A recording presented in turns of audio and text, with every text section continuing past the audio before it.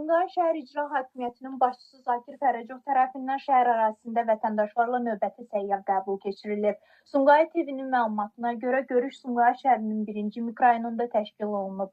Qəbulda İcra Hakimiyyətinin məsul əməkdaşları, aidiyyatı idarə və təşkilat rəhbərləri, eləcə də şəhid ailələri, qazilər və ərazi sakinləri iştirak ediblər.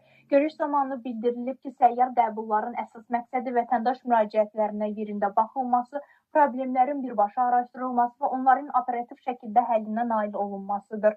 Sakinlər tərəfindən sosial təminat, məşğulluq, mənzil məişət şəraiti, kommunal xidmətlər və digər aktual məsələlərlə bağlı müraciətlər səsləndirilib.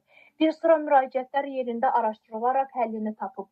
Əlavə araşdırma tələb edən məsələlər isə aidiyyatı qurumlara yönləndirilib və icrası nəzarətə götürülüb. Qeyd olunub ki, vətəndaş müraciətlərinin operativ həlli məqsədi ilə səyyar qəbulların keçirilməsi gələcəkdə də davam etdiriləcək.